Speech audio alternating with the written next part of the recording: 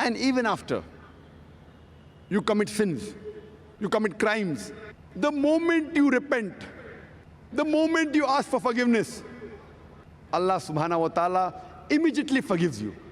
Allah mentions this in several places in the Quran. Wallahu ghafurur rahim.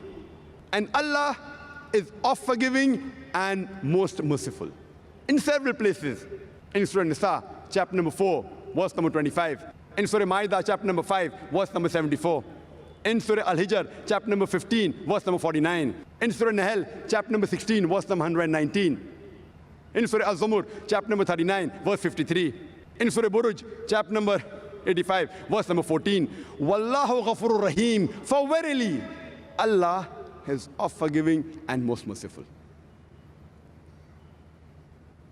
Even though you don't obey Him, even though you disobey Him, you don't follow His advice, the moment you repent, the moment you ask for forgiveness, Allah forgives you and He's happy. He's pleased that you made a mistake. These human beings are my creation, I forgive them.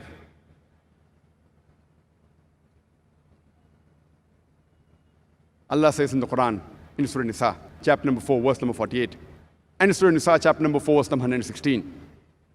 If Allah pleases, He will forgive any sin. But the sin of shirk, associating partners with God, joining partners with God, Allah will never forgive. For anyone who has done shirk, associated partners with God, he has done a heinous sin.